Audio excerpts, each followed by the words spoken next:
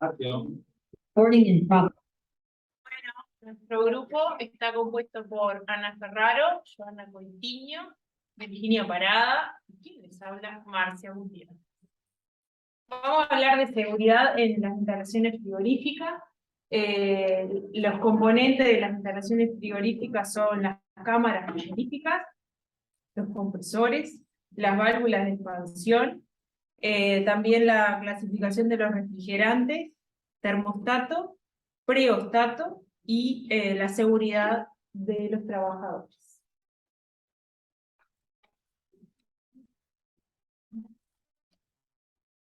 Bueno, las cámaras frigoríficas se entiende por cámaras frigoríficas y equipos, aquellas instalaciones destinadas a la aplicación de frío como método de conservación de la carne y otros productos perecederos de origen animal.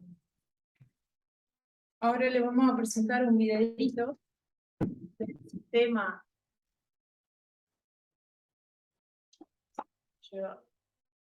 Perdón.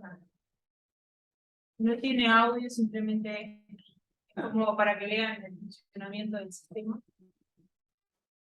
Cuando lo vean la presentación, capaz que ven mejor está bueno.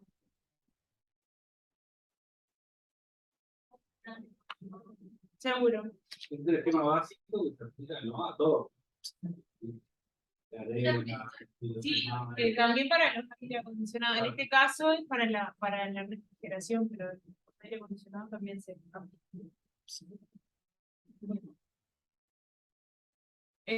Vamos a hablar ahora de los compresores. ¿Tienen que leer yo? Dale. Bueno, el compresor, como dice ahí, es una máquina que eleva la presión de un gas, un vapor o una mezcla de gases y vapores. Son máquinas de flujo continuo en donde se transforma la energía cinética, o sea, la velocidad en el trabajo y la presión. Y ahí habla un poco de cómo se caracterizan, ¿tá? El compresor de desplazamiento se dividen en dos. Hay compresores alternativos y compresores rotativos. Los alternativos, uno es de pistón y el otro es de diafragma, y el compresor rotativo es multicelular de tornillo y roots.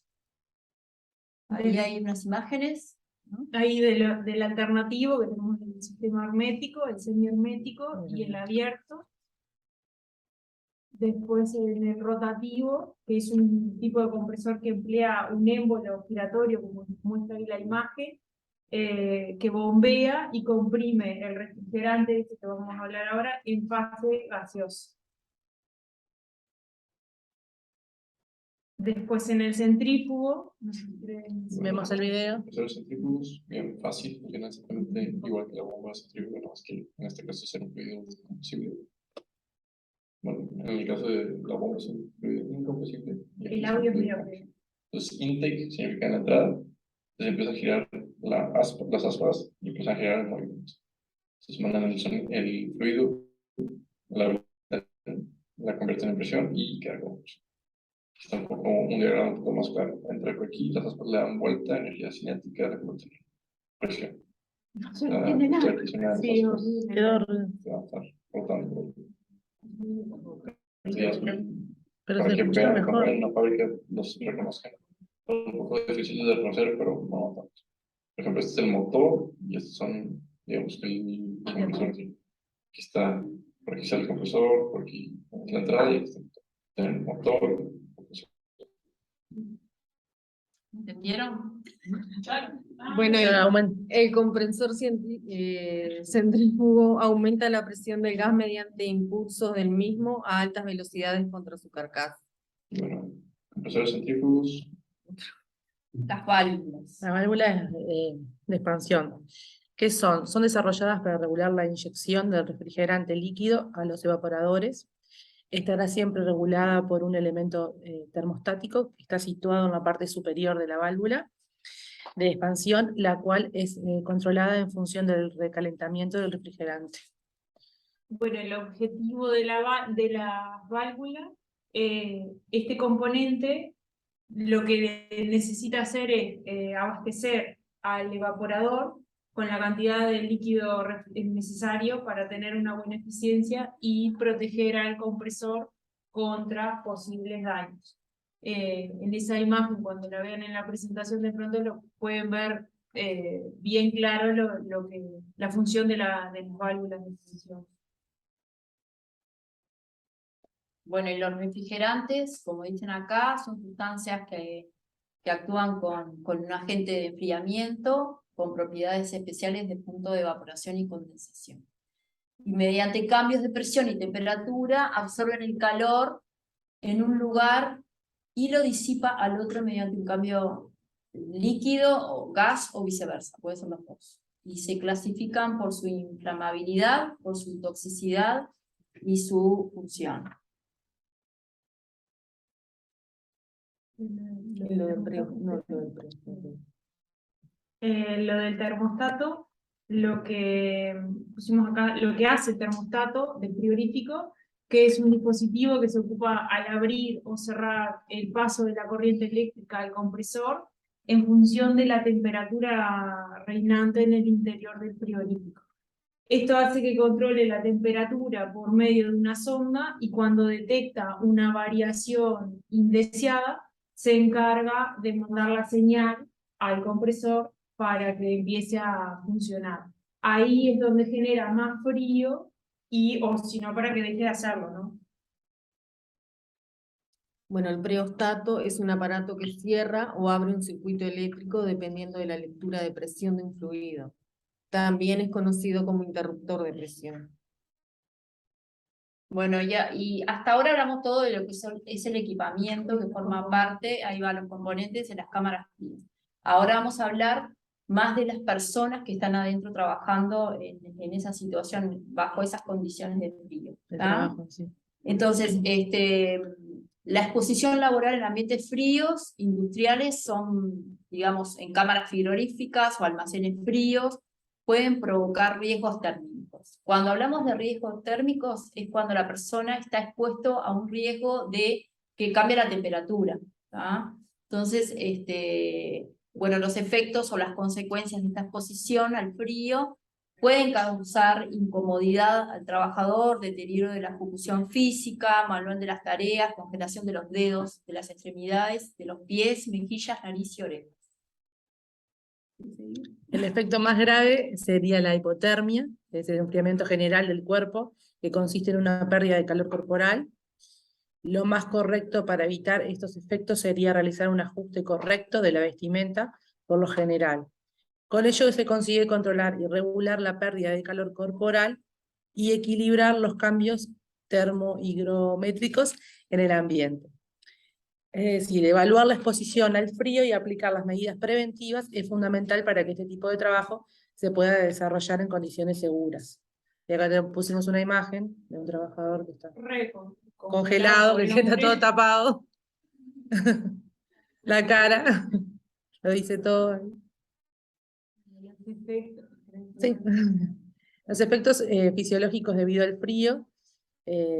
Bueno, el cuerpo humano genera energía a través de las reacciones bioquímicas basadas en los compuestos que forman los alimentos y el oxígeno del aire inhalado, y gran parte de esa energía es calorífica, permitiendo mantener constante la temperatura del organismo. Cuando el flujo de calor cedido al ambiente es excesivo, la temperatura del cuerpo desciende, y se dice que existe el riesgo por estrés frío cuando tenemos esa sensación. Para aumentar la generación interna de calor, se pone en funcionamiento una serie de mecanismos que aumentan su producción interna. Estos mecanismos son la titiritera que hacemos, que genera el calor necesario para compensar la pérdida de calor hacia el ambiente. Y la vasoconstricción, que trata de disminuir el flujo de sangre a la superficie del cuerpo, dificultando la disipación del calor del ambiente. Sí. La evaluación del riesgo por estrés térmico. Cuando el proceso de trabajo o las condiciones meteorológicas hacen imposible la eliminación del riesgo por frío, es necesario saber evaluar si se pueden considerar aceptables para la salud o no. Hasta niveles aceptables, perdón. Las condiciones térmicas en ambientes interiores si el proceso no implica bajas temperaturas, son relativamente fáciles de modificar mediante técnicas de ingeniería, mientras que el ambiente exterior depende del tiempo y del clima, o sea, de las condiciones.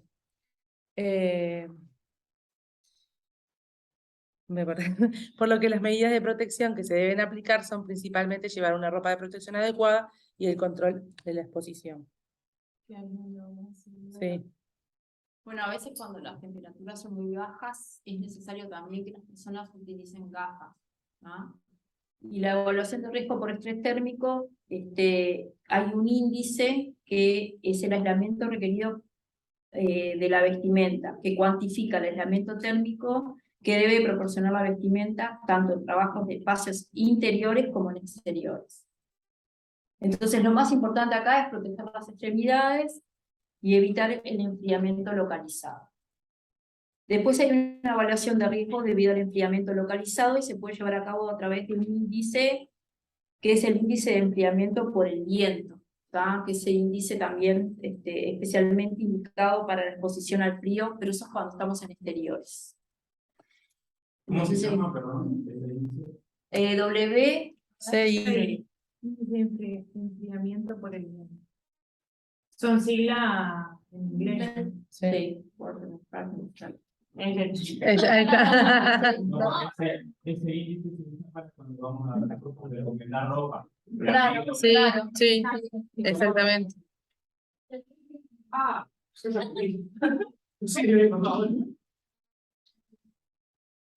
Bueno. Los EPP que son recomendados. Las medidas preventivas. ¿Vos? Las medidas preventivas, sí. Ah, no, ¿qué pasó? Me fui. Dale.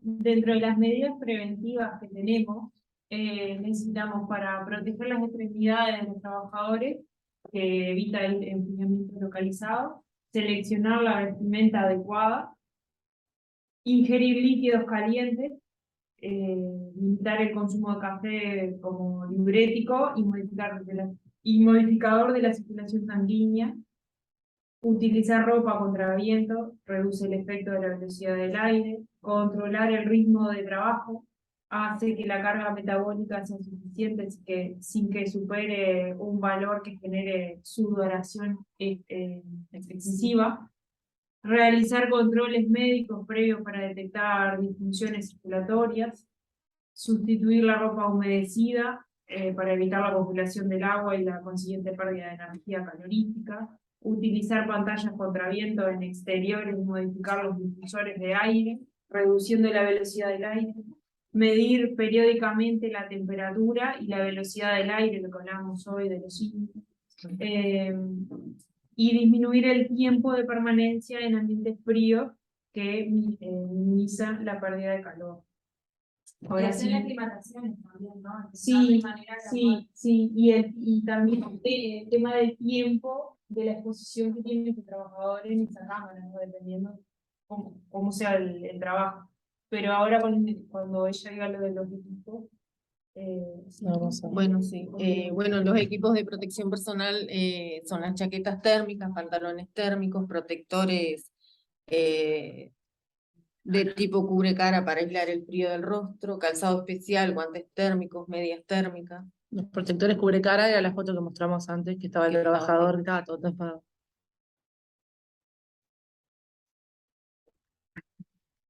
Bueno, vamos a lo que es el sistema de refrigeración del amoníaco. Ahí hay una Que el amoníaco es un refrigerante que se usa mucho en todo lo que es la parte de frigoríficos. Bueno,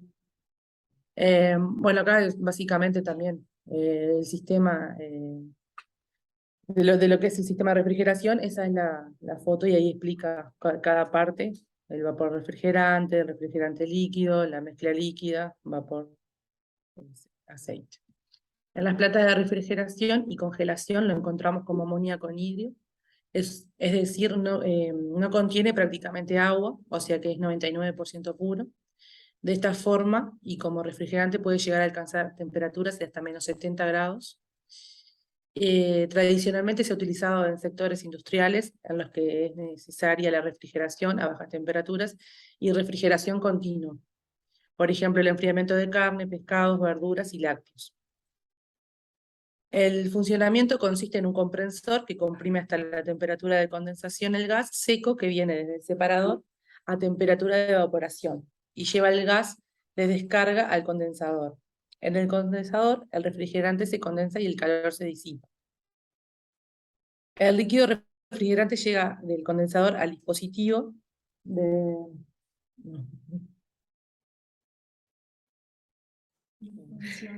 Ahí está, sí, de expansión, y ahí el amoníaco se expande hasta temperatura de evaporación, y ahí pasa el separador donde se separa el gas líquido al gas flash.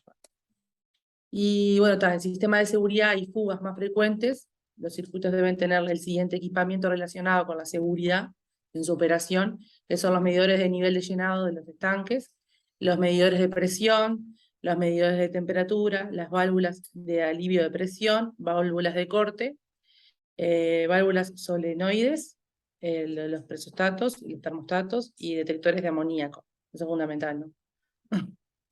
Y entre las tareas habituales de mantención que presentan mayor riesgo en fugas se encuentran las purgas de aceite, las purgas de gases no condensables y la mantención de bombas y ductos.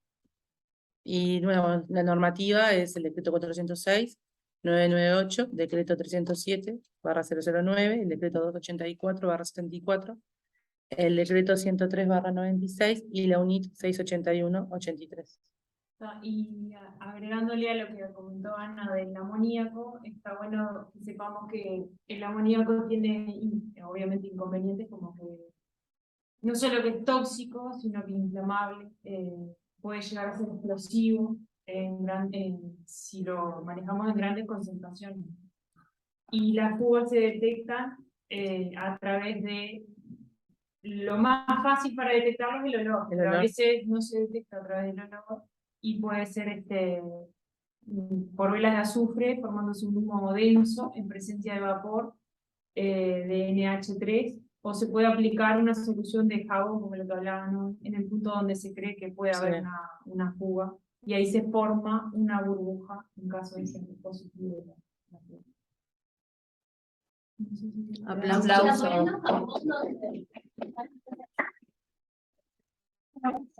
Muchas gracias, le pusimos. ¿Cómo lo hago? En la zona que se supone que hay una fuga y ahí se va a formar una burbuja y se supone que se detecta. Igual la mayoría de las veces se detecta por el olor tan fuerte. No, Con COVID. o a mí me pasa con